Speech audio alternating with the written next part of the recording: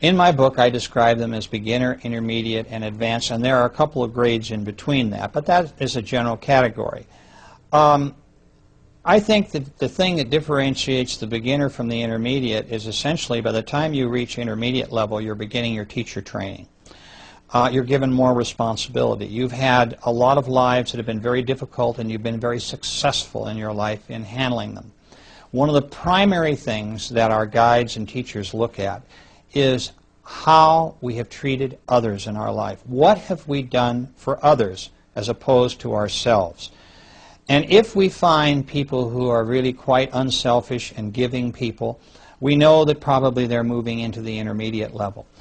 And from the intermediate level to the advanced level is the difference between a soul being kind of at the beginning stage of teaching to one that is a more advanced teacher.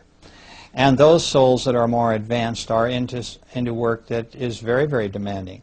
Many of them will have a number of people with whom they are teaching who are on Earth and on other planets. And it is also their responsibility in the spirit world to, if you will, run spirit groups as teachers, and to conduct lessons, and to work with individual souls on their own problems. So there's quite a difference between a beginner and an advanced soul.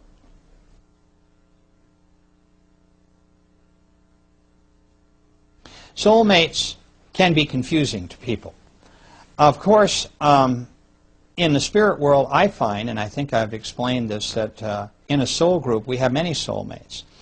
Our soul groups may be made up of 4 or 5 different people, or 25 or 30, depending on how quickly we're moving through into the more advanced stages. It could be argued that if your husband or wife is your soulmate, but it could also be argued that your best friend in high school is your soulmate, or your business partner, or whatever. And it may well be true that they are all soulmates and all come from your spirit group.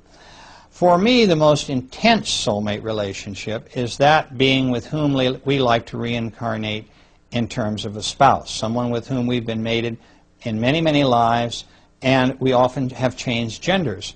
We've been in the male in one life and then a female in another. So this is another measure of the advancement of the soul, because I find, too, that if souls incarnate mostly as males or mostly as females, they haven't yet reached that intermediate level where they can interchange with ease. So soulmates are a very, very important aspect of our lives, and sometimes we learn our greatest lessons with our soulmates.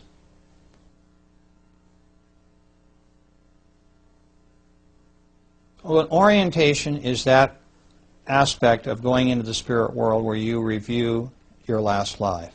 You review what it is that you did right and what you did wrong.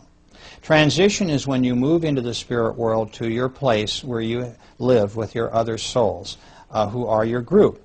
And there may be other groups that you can see around you.